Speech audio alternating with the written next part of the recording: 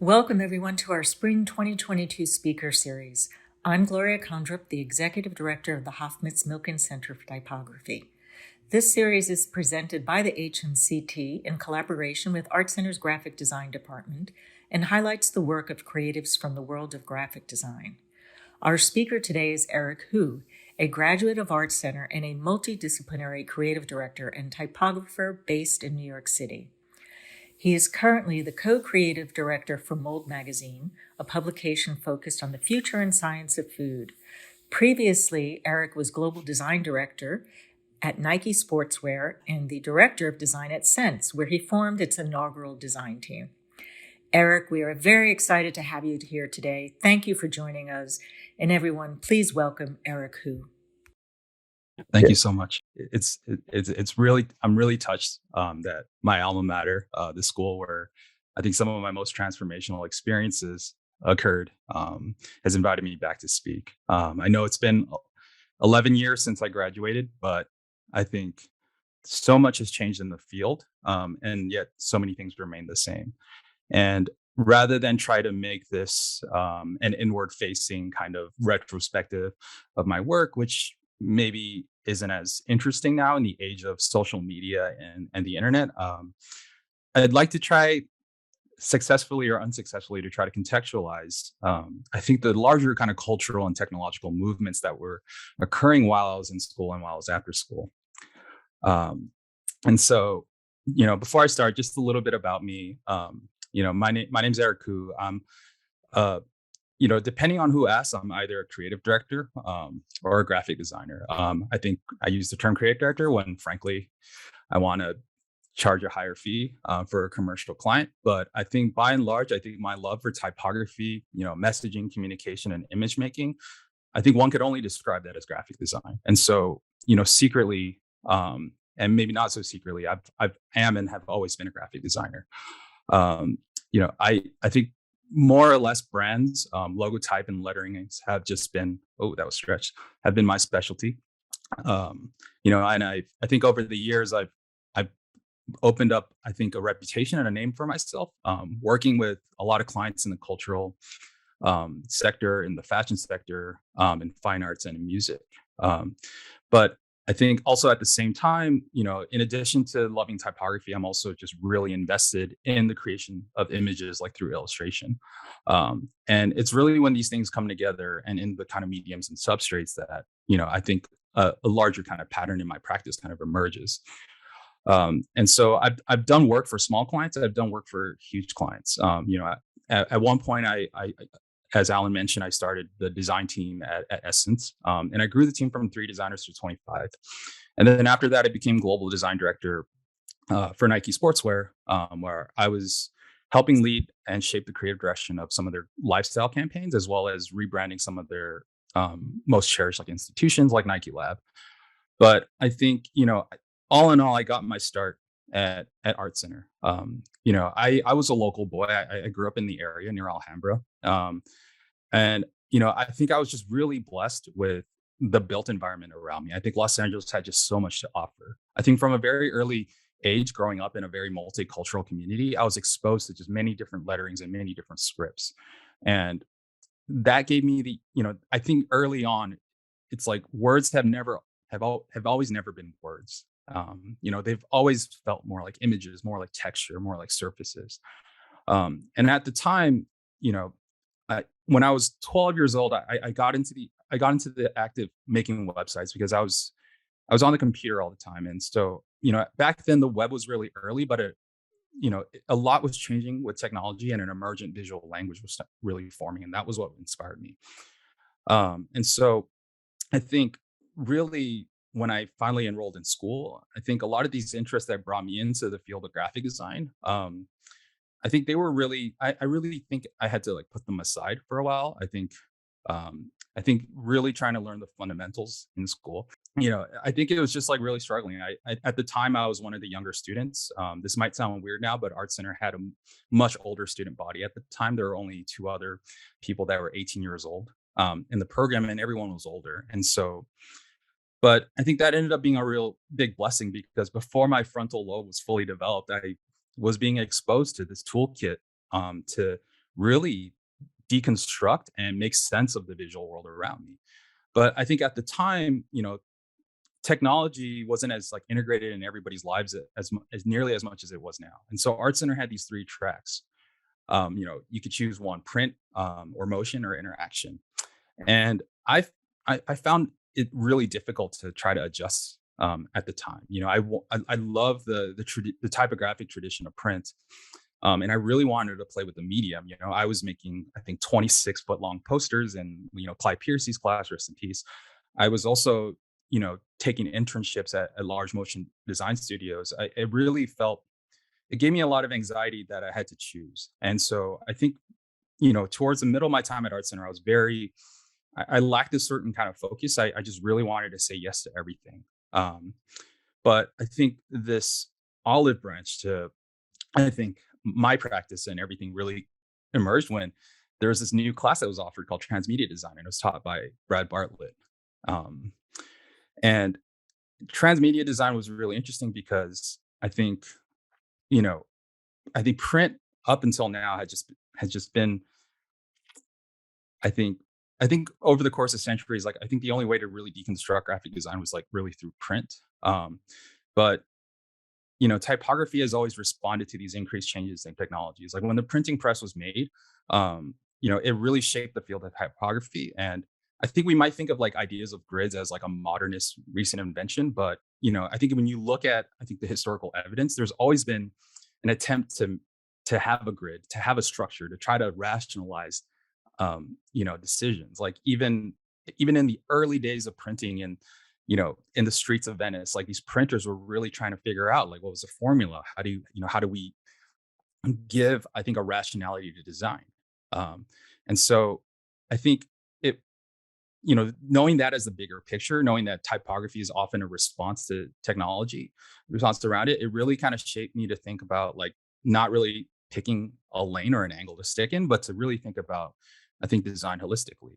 And so what was, I think, interesting for me was, having that print kind of tradition. And through that, I think that class, I was really starting to experiment with a lot of different things. I think these things in retrospect, feel really silly and naive and goofy for me at the time. But, I think when I was young and impressionable and really trying to work on a design that I think responded to just the rise in different kind of technology and different mediums, I was like, why can't I make an interactive book? Why can't I design for, I think, multiple cultures? And so Brad's like transmedia class was really influential. And I think Brad said a few of these things before. It was like, he has these little sayings, and I don't know if he still says these things, but I think they ended up making a longer lasting impression on my work than I had previously thought. He said this thing called the tools we use inform the marks we make. And um, I think I understood what he meant at the time, but it wasn't really until, much later on that I really understood and like internalized, like, I think, the scope of what he was saying. Um, you know, I think, like I said, we've been trying to, I think, rationalize design for centuries, right? And so, you know, I think during the Renaissance, when Europe was like really rediscovering like Roman forms, like they started looking at the Latin alphabet. Now, the uppercase letters that we know today, A, B, C, D to all the way to Z, was an invention by the Romans. And there were so many kind of efforts to try to really deconstruct like why like a letter G looked like the way it were. And so I think, at the time, like the Europeans had this bias where like the Romans were super smart and we just went through, the Middle Ages. So, they had to have the secret kind of clue or some kind of source code, as to why. And so what you see here is like an example from the Romain Roy where, they were really trying to draw circles and lines and, not something that you wouldn't, not something too different that you'd find in like a corporate branding guideline. But I think just as just as dubious as it is now, I think it was always dubious. And I think a simpler explanation was right beneath our feet. And so I think the reason why we thought like there was like some kind of meaning or proportions to these serifs on these letters, for example, was because a lot of the Roman lettering was like etched in stone. And so it's something that takes a lot of labor and some effort. So I think there was this kind of assumption that like these things had to have been planned out.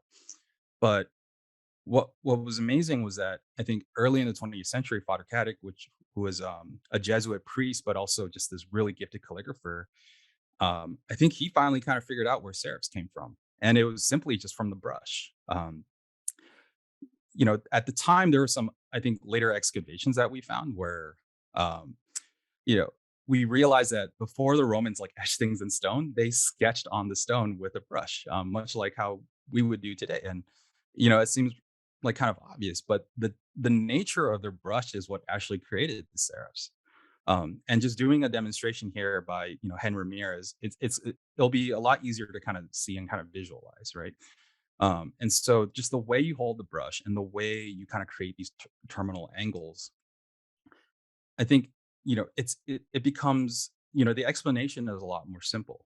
And but I think at the time, well, just to maybe go back again, but you know I think it made me realize, I think through just like learning about the history of this, that I think tools have a much bigger impact on design than I think we like to admit oftentimes. I think we righteously try to talk about, the big idea or, the content or the client and things like that. But I think, the invention of the Macintosh computer, I think really just kind of turned the field of typography, on its head, right? And so, even when you have a software like MS Paint, you look at a designer like Wolfgang Weingart, um, you know, the poster you see on the right, he created in the software Mac Paint, and it looks nothing like his, typographic work ever. And he was doing this when he was like pushing 60. And so I think just even, when you have like a whole career of these like I think set practices and set methodologies and an attitude towards design and what you think, sometimes all it takes is like a curveball in the form of a new software or in the form of a new piece of hardware, um, or a huge paradigm like the internet to really kind of change how you really make the work, right? And so I think from that transmedia class, it really made me sort of think. And so I ended up continuing my design education at Yale for grad school. And so the first semester I was doing these kind of kooky experiments where I was really trying to merge, I think, the digital and the physical. And so what you see here is this kind of silly experiment where it's a video of me walking a city block, but I programmed it that the video only plays when I'm walking proportionally to that video. And so it's a video of me walking a city block where I have to actually walk an entire city block to try to fix. And this was kind of what grad school was. It wasn't really like here's a fictional client and here's a fictional branding problem that you have to solve. It was um, here are some philosophical conundrums that you have to figure out. And so that was an interesting kind of different experience. But I think just those 2 years, I think, bought me this, I think, wonderful time to really meditate about, again, how tools really shape the marks we make.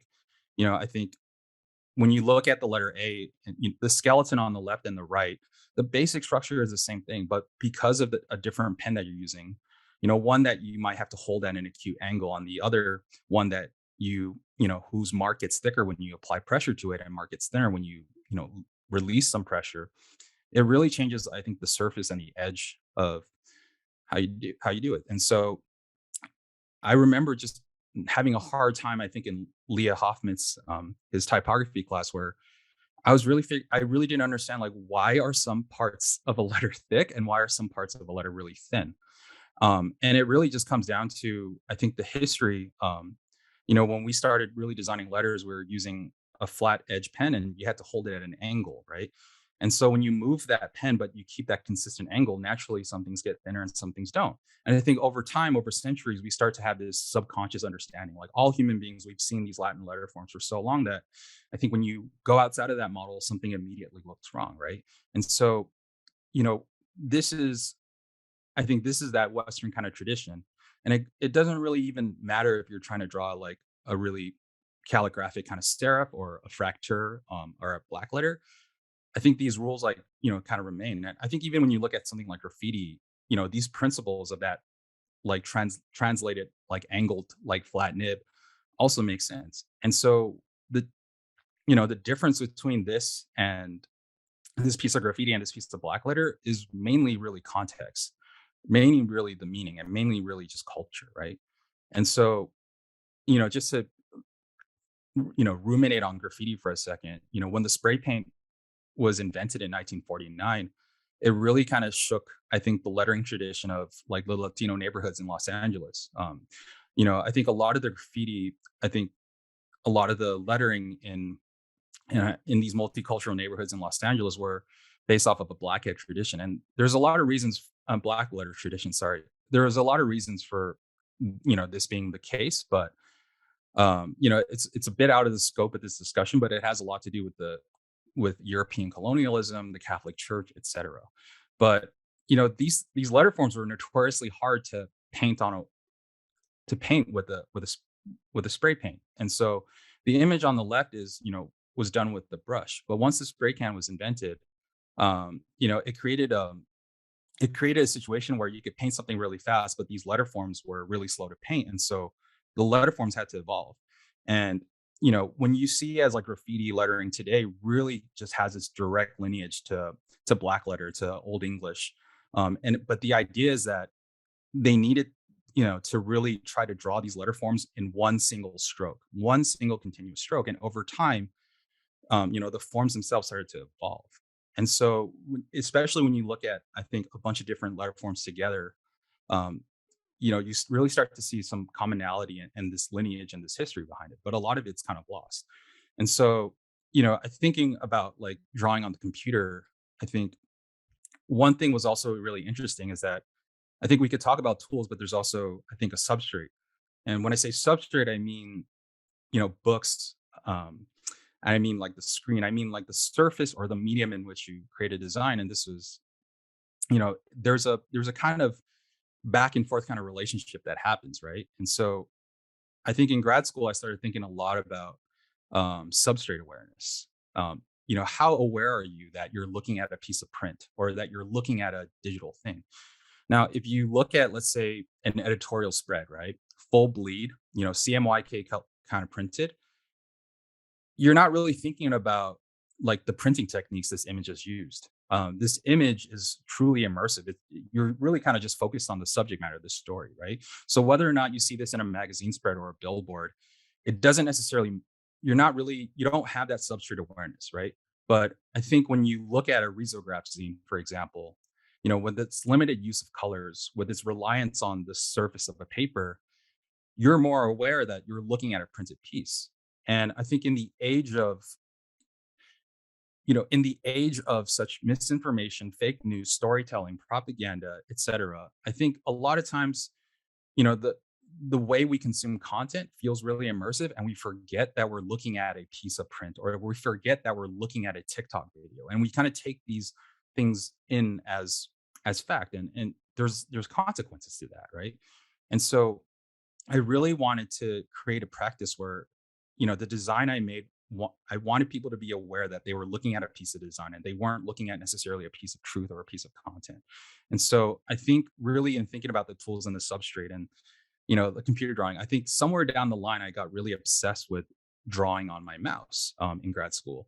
And drawing on my mouse was really interesting because, again, it's a really unforgiving format, right? It sees all your really um, it sees all your mistakes, right? And it's really hard to draw like a clean line in a lot of ways. But at the same time, I think due to modern vector kind of software, it's also really crisp. And so it had this feeling for me that was both physical and digital. And so if I would say like at ArtCenter, I was more into these like overt experiments where I was like, here is a book with a touch screen. I think this is where I think I started to really mature and was like, I'm not going to try to do these like really forced kind of experiments now, but I wanted to really think metaphorically about why something felt physical and can something that was digital feel physical at the same time. And so I really started to develop this kind of language where I was using my mouse as part of like the typographic language. And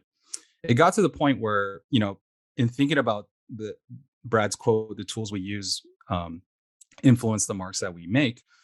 I started programming my own drawing software in school. And so I started programming drawing software that reacted differently than your standard kind of computer mouse and had different kind of features with it.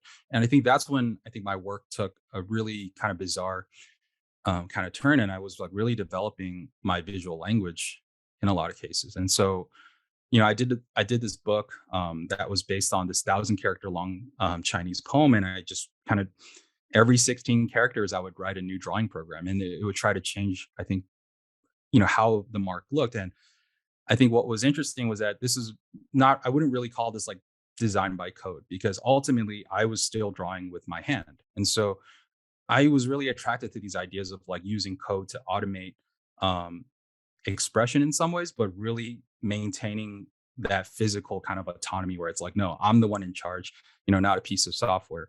And so it led to something really kind of interesting. I think at the time also, 2011, 2012, I think the internet was really coalescing to something that was very different. I said that I got my start in web design, but at the time, in the late 90s, early 2000s, websites were pretty much just documents on the web, like PDFs, right? And it was more about kind of reading.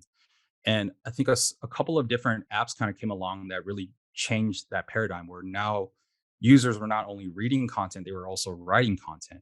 Um, and so that really kind of fascinated me because I think that allowed a lot of potentials for content and meaning to kind of change. It felt like we were going from this, you know, period of modernism to, where form follows function, to postmodernism where, form is a function of itself, and to hypermodernism where context and form are kind of inseparable. Much like a hyperlink links multiple documents together, it wasn't really about a singular kind of signifier or a signified to create a sign. It wasn't really about one type of meaning, you know you know I think we had been working towards this for decades, I think, as a society, through our art and through our writing, through our culture. But you know it really felt like we were beginning to enter into this hypermodernism age where it was all signifiers all the way down, right? And it was multiple of them. And so it felt like at the time when I graduated, it was shifting. The things I was experimenting almost kind of were obsolete, like immediately after I graduated. It was shifting away from, medium. Like it wasn't about, is it print or is it, a piece of motion? And it was really about context. Like, but I still, I think, carried out through my thesis. My thesis at Yale was called Platform, and it really was just talking about some of the things that I was talking about. And so, I went on and had a pretty good career. I think, I could go into details about it, but I could not. But I guess I did some cool, I think, design here and there. But I think what I noticed at the time was there was something weird that happened with authorship, right? Where I noticed this subtly at first, where somehow we went from, I think, when we're referring to the things we were talking about on the internet, it became, I saw this on Eric's Facebook page. I read this on Roy's blogspot account. To I saw this on Tumblr. I saw this on Pinterest. I saw this on Instagram. And it, I think when I finally kind of realized that happened, it felt so subtle and I almost kind of missed it. But it was also just frightening at that time where, authorship was kind of in question. And that really it wasn't about the designer or the client. It was just about the platform, right? And so I think when we're at ArtCenter and transmedia typography, we're really emphasizing like you have to design for, I think, different contexts and design things that are specific to the medium. But now the medium, through the use of its algorithms, are kind of dictating the rules. At some point it became like designing for a specific context to doing what the algorithm tells you. Where, if YouTube tells you that having a human face reacting on the right side and a large piece of headline typography on the left side is going to result in, more like clicks and more engagement, everybody started doing that, right? And so it didn't matter what kind of genre you were looking at YouTube. It was just like, I think if you go on YouTube now and just go through, it might just be a kind of more insidious than we kind of think, right? And so, and this also hasn't like escaped kind of graphic design where, who made these works individually? I don't know. Do I care? Unfortunately, I'm not sure, because this is all just from, everybody has an Instagram explore page right now, right? And so what was happening, which was weird, was that I think slowly the internet transition from a billion different websites, as a constellation into 5 to 6 large companies, and they all own your data. If you don't like Instagram for whatever reason, there's not much else to choose from. And if you do find an option, you kind of have to start over and re-upload your data, one after the other. And so because of that, because these companies really controlled your data, it's really a lot of value was really extracted from, I think, the visual culture in graphic design. Now I think, as a musician on Spotify, it's like not only do you want you to get your music on Spotify, but now Spotify will tell your record label what kind of music you could play to get you into specific playlists on Spotify to get more plays, and it becomes really kind of cyclical. And we're really seeing that, I think, with visual culture at the same time. And so I think that idea of like substrate awareness, being aware that you're, I think, looking at a piece of design became really, it became more relevant and less relevant at the same time. And I think for a while it was just like apps are, the print version of this where it's like a full bleed CMYK kind of image was also just occurring kind of digitally. Like apps became much more immersive. And so when you're looking at a bunch of dances on TikTok, it might feel harmless, but if somebody is telling you, about the situation in Ukraine on TikTok, and they sound really like a source of authority on TikTok, it's a lot harder now to be like, oh, I'm looking at a user who has an opinion, who's just saying this opinion with a lot of confidence, to, okay, I'm just going to take what they say at face value. And so, how do designers adapt to this kind of context, and what can we really do? Because, you know, I don't I don't think design can save the world. I don't think I ever did, but I think we can make the world a lot less shitty, right? And I think it comes to things like that because we live in a much more visually literate society now than ever before, and design has this kind of responsibility. I think when I was at Essence and we were doing like these fashion campaigns, fashion was interesting because fashion is rooted in shame a lot, right? I think when Adam and Eve discovered that they were naked, the fashion industry was born, right? And so I think we have this kind of Western society attachment to shame, for example, right? And this is something that fashion takes advantage of. Like when you see like a Balenciaga ad, for example, a lot of times like the techniques used from the art direction standpoint, from the typography, is to create a world that you don't necessarily belong in yet, and they're offering you a key to that world, right? And people might take that differently. And I think a lot of people, including myself, somebody who has struggled with weight issues all their lives, have felt excluded by, I think, these kind of art directions, right? And so really when we were like doing these like fashion kind of editorials at Essence, it was like this responsibility. It's like, you know, how do we stop like a teenage girl from feeling shitty about herself? Like how do, because these have consequences, right? And this is, I think this is kind of like the challenge it felt like really as a graphic designer. But I think no matter what we did, it was really hard to kind of really compete with, I think, these larger than life kind of platforms. I think there's a lot of terms that get thrown around by this: platform feudalism, platform capitalism. But I think whatever you call it, this kind of became the dominant kind of question for me, right?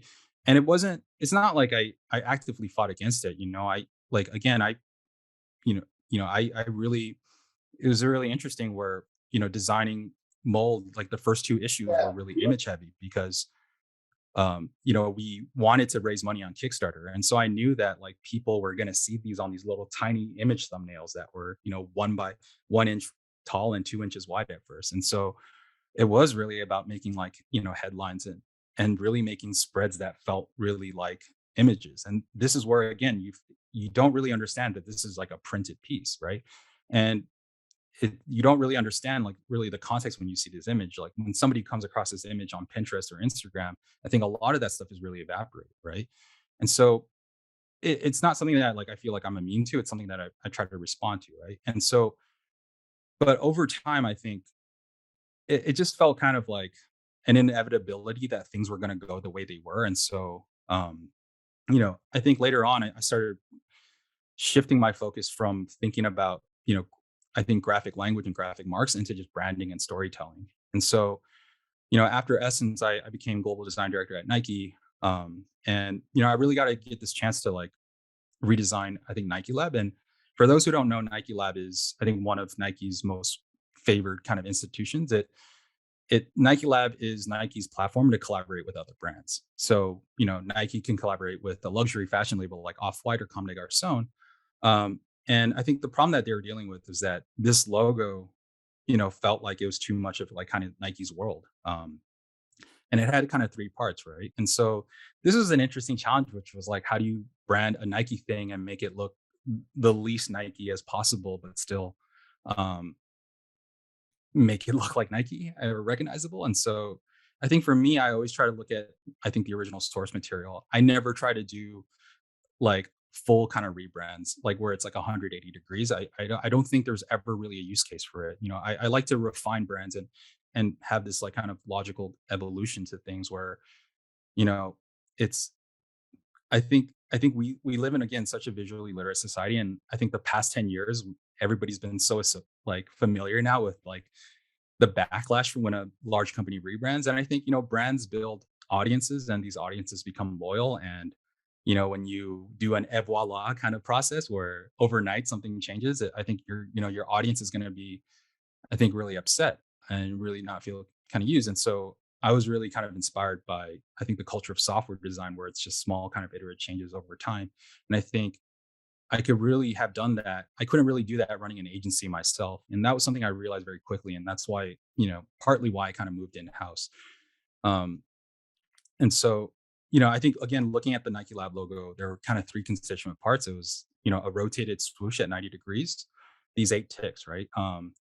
Apparently each tick on this symbolized like one of Nike's like 8 original innovations, like Nike Air, Nike Flyknit, these technologies that are proprietary to the company that make athletes better at sport. And I can't fucking tell when I look at that. So it was just about, okay, let's keep this, but let's try to make it, I think, more useful. And so I got the 8 kind of ticks and I created this almost kind of grid system, right? And so this is where I'm talking about where it's not really, designing under different contexts has kind of changed, where I created this logo system that was modular, that it could dress itself up and dress itself down. So on the left side, you have like the Nike Lab logo where it's like spelled out with the rotated swoosh. On the right side, you just have that swoosh. And in the middle, you don't have the Nike Lab logo.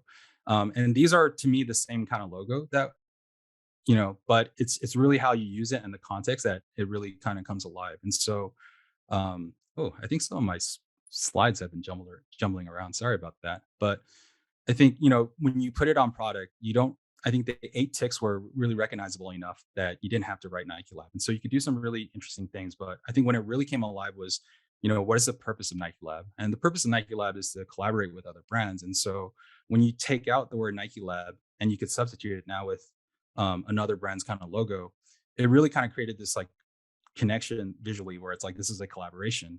We didn't have to rely on like the X thing that I think fashion often relies on. And so I created, I think, not a 200-page like brand guideline book, but I created like Lego pieces for them to really try to use. And it almost didn't really matter what you put inside of the logo, which now acted like a frame or a canvas, right? And even like the collaborators of the brand, like Kim Jones, for example, we gave them a lot of options. Like they could choose different types of swooshes. Virgil Abloh famously chose an outline swoosh and replaced his, the 8 ticks with his own kind of quotation tick marks, right? And so when you really kind of see it in context and really kind of see like how it evolves in advertising and whatnot, or how you could really use it as signage, it created this like kind of flexible system in an age where things can be reappropriated, remixed, where the designer isn't necessarily able to anticipate that kind of context that might really evolve, right? And so it was really, for me, this is an illustration of just, I think, a lot of my philosophy with brands. It's really about building resilient systems. To me, a brand book that's 200 pages, that's not a strong brand language to me. It feels actually fragile. Like if it's a 200-page document, if you break a rule, it feels like it'd be pretty consequential. And for me, I kind of came to, from my coding and software, I think, background, it was really about, the more kind of the less guardrails and the less like qualifications as possible to rules and exceptions.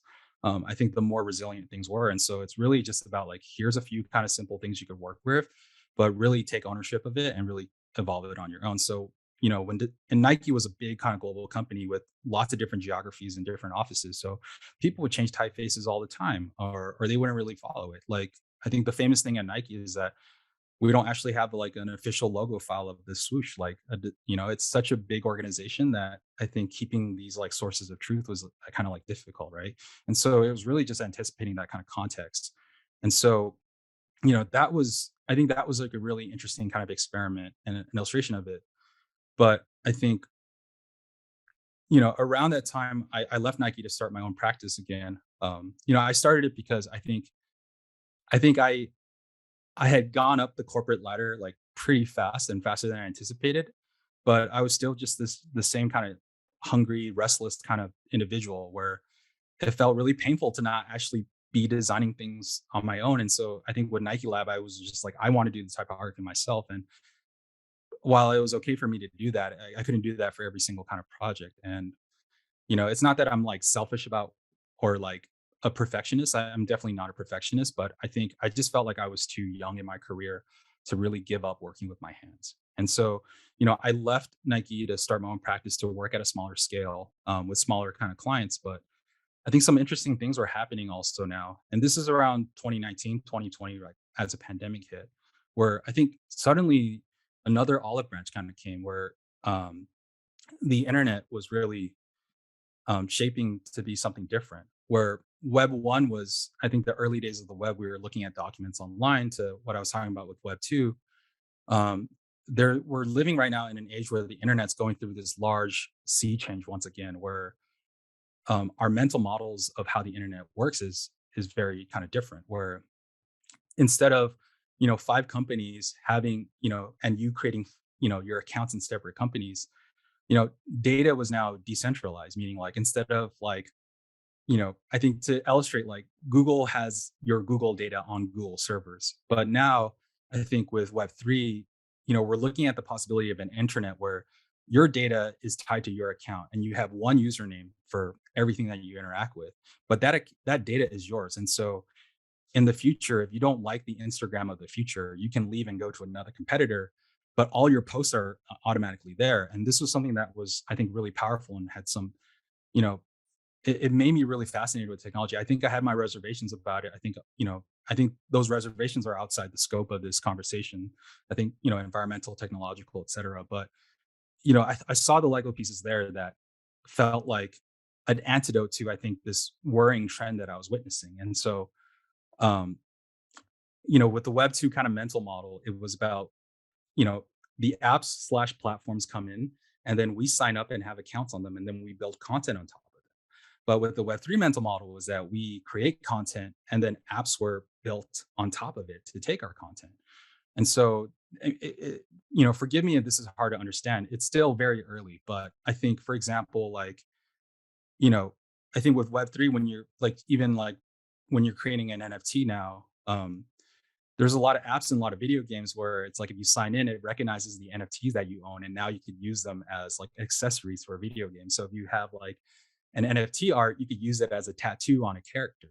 And so now I think we're moving away from this idea of like transmedia to an idea of a hypermedia where you could design something, somebody can now actually own that piece of thing that you design, but they could all just, and because they own it, they could just kind of remix it in a new setting that you might not even anticipate. And so this was something, that's interesting with this client, the Fabricant. And so what the Fabricant does is that they are a studio that makes digital clothing and they create software that helps people make digital clothing. And it's like, why would you want, a piece of clothing that only exists digitally?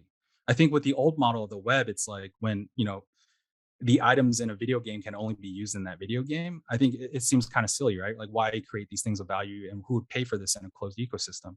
But again, when I'm talking about like the new kind of internet, the idea is that if you own this piece of digital clothing, it's not just something you could look at. Like, your character in a video game can also wear that piece of clothing. When you go into a VR experience in the metaverse in the future, you could just take that digital clothing and you could wear it yourself. So now content is now able to be recontextualized and used in different kind of platforms, right? And so I think when I was like looking at this like thing about this digital kind of fabric, it brought me back to this other kind of Brad Bartlett saying. It was like, I think he said it in jest, but he was like, "Who knows? Maybe someday we might be even wearing our posters." And it kind of just like freaked me out. And I was like, "Yeah, it's kind of here." But I think, anyways, to try to deal with like that culture of the fabricant, I helped them create this logo mark that was based on a variable font. And for those who might not understand what a variable font is, like it's a font now that you, instead of like distinct kind of weights like light, regular, bold, medium, it's a slider. It's a spectrum where 0 to 100. So you can make things as bold and light, but everything kind of in between.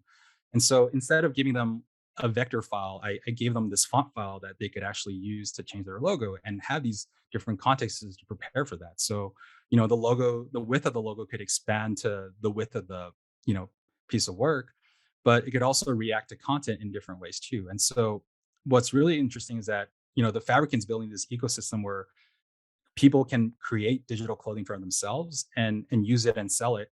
So I think people might even have a different relationship to that brand where, can the brand be remixable to its users? Like, can an audience do?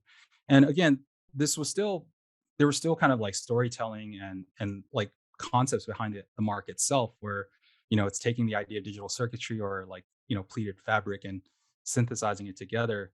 But really this was a logo that was just really meant to kind of come alive into it. And so rather than having like a proprietary app, this was just something that um, people can do, I think, themselves, right? And so it was really cool to try to do this in a variable font because the client, you didn't need like a special app to try to create a special version of the logo. Like you could just do this directly in Adobe, in Sketch, and a lot of different kind of softwares now too. And so the idea that this logo has to be the singular kind of static mark was something that we were really interested, I think, in testing, right? And so I think also through that, like I've just most recently been also experimenting with, NFTs and the decentralized web and whatnot too. And I think a lot of this really kind of continues on, I think, my interest in generative art and art by code. So, I released this collection of like 888, I think, butterflies, right? And so they're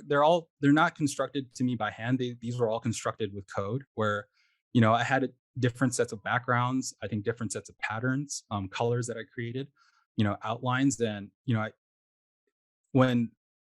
when somebody wanted to purchase like this NFT, they they didn't know what the NFT looked like because it was long story short, it was being made on the fly, where it was combining these, a random pattern it's selected from a folder, a random background, a random shape of a wing, and just really constructing them together to form this image. And so, what's interesting though is that like with NFTs now, these have like really interesting kind of metadata where it actually like it's not just an image or it's not just a video, there's data underlying that exposes like what pattern was used and like what color was used, etc.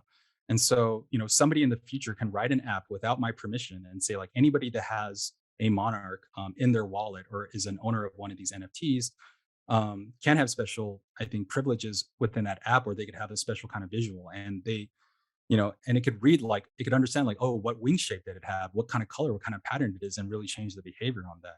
So I think you know, I just want to apologize if this is kind of loopy, but I think I probably sound like I'm absolutely insane right now. But I figured like the portfolio thing, like I think you guys have access to it. You guys all have an internet connection, but I think I just wanted to just give an insight on I think some of the observations I made throughout my career, some of the observations that I think are coming. But I think all in all, you know, I think all of this was really a direct result of my experiences in school and the friendships that I made. And, at the end of the day, like I get to make money doing something that I did for free when I was 12 years old. And that's groovy as shit. So I really don't have much to really offer or really say in that regard. So, thank you guys for listening.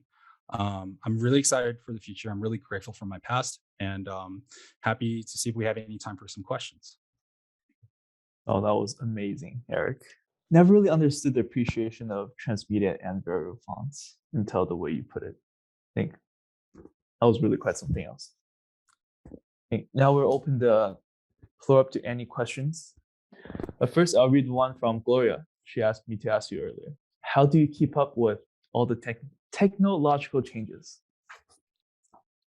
Um, I'm at that point right now where I'm feeling a little bit like kind of overwhelmed by everything. Like for example, like TikTok honestly just frightens me. Like I don't understand it at all. And so I think like 5 years ago, I felt like I had a pretty good understanding of like what was like current trends and platforms, but things are evolving at such a fast pace where um, it's really things are really hard to understand.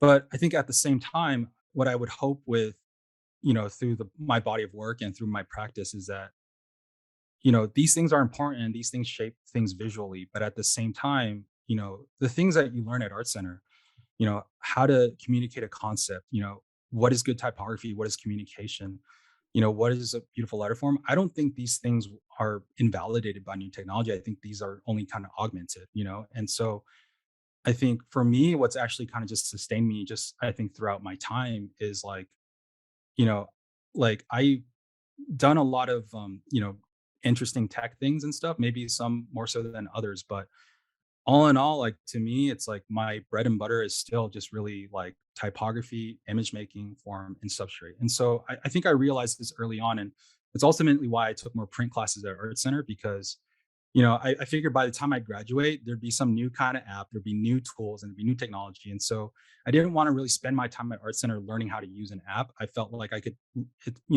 the resources available now are much more common now more than ever to learn these things outside. And so I really just loaded up on like design history, reading about like design theory and like, learning typography, because I think no matter what kind of medium, whether you're making a book or some crazy metaverse experience 5 years from now, like typography is the art is still like the delineator of like what is good taste, what is bad taste, what is articulate, what is not, what is meaningful, what is not meaningful. And so I think as a tip, I would say like it's more important for you to solve things in a way that is comfortable for you. And like why does somebody want to hire you as a designer? You know, I think we get the impression that like, oh, we shouldn't have a style, we should be style agnostic, we should solve problems, but there's many ways to solve a problem and there will always be many answers to a question, but how you specifically solve a problem is what makes you interesting. And it's why I would hire you versus somebody else. And so what I would try to anticipate is to try to see larger currents like this. Like, okay, how are people responding? Like, how is TikTok shaping how teenagers talk about things, right? It's more about not getting caught up in the specifics, like, is this on a Tor browser or this kind of network? But it's really about like, how is this changing how we behave?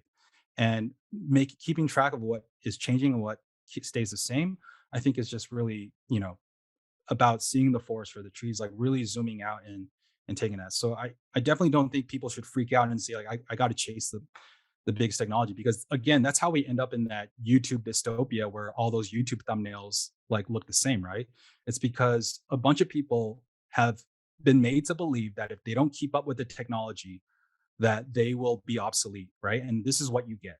But this is not what we need right now. And I think, as designers, we have this responsibility to try to resist that. I think, whether you work at a large kind of tech company, whether you work for yourself, I think there's, there's some things are harder than others and some settings are harder than others to resist. But I think it's something that to really just try to think about and take stock in. It's like really again, like so many like so much of my experiences at Art Center still drive me and inform how I make my design decisions today, is what I would say. Oh, awesome. Thank you. Well, I prepared like 10 questions and you pretty much answered all of them. That was amazing. Good. Sean, do you have anything you want to add before we move on to the audience question? No, I mean, this is always so amazing. I mean, Eric, you're it's remarkable, and I I love some of the work that you explored in your grad studies. And I mean, the one question I have, I mean, since you really dug into the idea of materiality, is now that we're coming out of this place where we haven't been making anything with materiality. We've been looking at screens, for the last 2.5 years. And how has that affected you? I think really it's affected me in a lot of ways, right? I think I don't know how active people are on social media, but I would say that like the tension, the atmosphere of people has been, I think, has taken a turn towards something more adversarial, where I think we're now more prone to argue with people on the internet. where we're now more prone to, I think, reject nuance and really try to go for extremes, right? And I think some of these are, I think, a necessary depth that we as a society owe to causes that have been overlooked historically, right? Like LGBTQ rights, racial equality, gender equality. Like there a lot of times, like, putting, like, really taking a stand on things and not trying to be credibly neutral has been the right decision. But I think, because things have been on screen, I think, again, we really forget that sometimes we're looking at a tweet. And I've been in situations where I've been in an emotional argument with somebody, about why something is on Twitter. And I know the other person's upset. I know I'm upset, right? But what does this all amount to? We're increasing the share price of Twitter. Like, that's what it is at the end. And these are two, like, my family personally has become much more radicalized through Trump's Facebook postings, and I saw them go from a relatively moderately progressive um, set of individuals, my parents, into full on kind of Trump supporters, right? And so, when we this is what happens when you're as a designer, where we talk about neutrality, we talk about solving things for a client, but the problem is that, if your client is telling you they want to make an app friendly, but they don't ban neo-Nazis from their app. And when a neo-Nazi uses their app and says something in their voice, the app design is going to make their message seem a lot more friendly. And so this is, I think, a problem now where graphic designers are, I don't necessarily think they're directly responsible, right? These decisions aren't made by designers, they're made by product managers, CEOs, et cetera. But it's something that we're almost kind of like the last line of defense to really kind of do things. And so I think, really, like, the more we're seeing on a screen, the more we're seeing things where we forget we're looking at a tweet. And this is what I think is really important, where, when we're designing apps, for example, like, to where I think it actually is important to not try to make immersive, like, full screen kind of apps. I think it's, I think just as, like, seeing like a one color ink reminds you that you're looking at a book, like, I think we want to design kind of contextual clues that somebody is interacting and interfacing with an app. And I think this was my kind of gateway into technology, where I tried to work within the edges and work within things where, okay, this can't be an Instagram post because of what's happening. Like, there's enough kind of tricks and things occurring where, that, like, okay, this isn't necessarily a singular kind of video when you're on a website. But again, I think we do have a long road ahead of us, because I think we've allowed, like, literally six companies to be mega rich and control kind of the internet. But like I said, like, I'm really optimistic for, I think, the next wave of the internet. I think technology feels like it gives us permission to do things, right? Where, things will feel inevitable, or things feel like a certainty until they suddenly don't. And so I think for me, it's like really just trying to keep an eye on these kind of trends and really trying to support them as they begin to emerge, rather than later. I think I myself, when I was in school, I think I kind of overlooked Instagram. I kind of overlooked Facebook, despite being fascinated with them. And that was a mistake I made before. And by the time I was ready to engage with the platform, I had zero say in it, right? And so I can't DM Mark Zuckerberg anymore. None of us can. We can't get a meeting with that guy. But what's been helpful for me is that, like, the new set of founders who are building, like, the next generation on the web, I still have access to them. I could message them on Discord. I could send an email to them and they still respond. And so I think it's really important that we try to just maybe think a little bit more about the consequences of why something is, whether it comes to in the name of best practices or good design, or problem solving, quote unquote, like, to really try to interrogate that. Oh, really well said. I think we have one time for one more question from the participants. It's from S Filming. Hi, Eric. You speak of slippage in terms of modernism and postmodernism. In your experiences, how can we as designers today navigate this slippy graphic design landscape we'll be entering into today? I think again, it's really about, I think, having, I think, a perspective and really thinking about scale. I think just because you can, I think, doesn't mean you should. And I think we live in an age now where anything is possible. But, I think I'll go back to this design, for example, where, this was for a friend's clothing brand called Accomplice.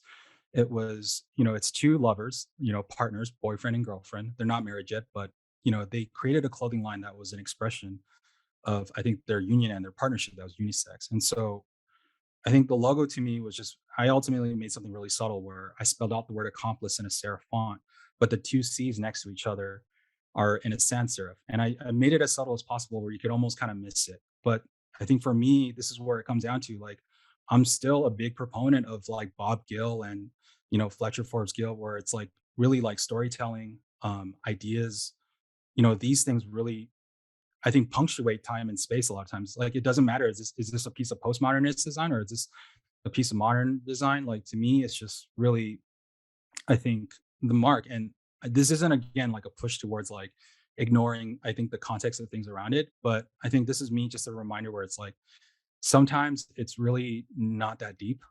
Sometimes it's like, one of the best privileges, like a friend and colleague had described it, one of the best privileges of being a designer is that you get to create pronouns. You get to shape how pronouns figure in your head. When I say the word chair, everybody's thinking of a different chair in their mind. But if I say joy division, unknown pleasures, a lot more people might think of Peter Savills' design, right? And this is the thing, like, we get to shape nouns, proper nouns. We get to shape names, associations, pieces. Like, when you think company logo, everybody's thinking of a different company logo. But if you think like the logo for Sprite, everybody thinks, everybody has the same kind of Sprite in their head. And so it's really about that kind of specificity, right? And so at the end of the day, despite all these kind of changes, historically and in the future with technology, I think for me, like, at the, like I said previously, my love, day one has always been, I think, typography, image making, the synthesis of these two. And, I don't think this is something that's going to be ahistorical at any moment. I think this is something that's going to sustain me for, I think, the rest of my career. And this is coming from somebody that has witnessed a lot of change in the short span of his career. So, I don't know if this is comforting. I don't know if this is scary, but I think at the end of the day, like, you know, like, there are images and there are words, and typography exists in the middle of these two. And because of that, it's an incredible privilege to be a designer. That, like, at the end of the day, despite the annoying clients, the weird kind of interactions, the office politics that you might deal with, like, you know, when I'm just alone in Adobe Illustrator or RoboFont or Glyphs or whatever software, and it's just me and trying to give voice to, I think, this kind of form, that's the place where I'm most happy and where I find the most kind of fulfillment. Amazing, just amazing. Wow, that was a really eye-opening lecture, honestly. And you have convinced me to take transmedia in future. Yeah, thank you so much, Eric. It's a pleasure for us to have you here. It's my pleasure. Thank you so much. And we do really hope to see you back in person at ArtCenter someday in the future. I'd love to. Yeah. Absolutely. Any workshops? Feel free. Let Sean know. Yeah. I'm adjunct faculty at Parsons and SVA. And it's been interesting, but I haven't taught in a while, because of pandemic and whatnot. But, it's definitely something that has been, like, just as educational for me as I try to be for other people. And so, but again, ArtCenter for me is where a lot of this all really started. So I'm really grateful to you all. And thank you for everyone for attending. I know how intense week, I think 9 is, or week 10, I don't know, week 8. I know how intense it is at this time. So I don't take your attendance very lightly. I hold this in much more high regard than anything. Thank you, Eric. Thank you, Eric. Good seeing you. Yeah, my pleasure. Thank you.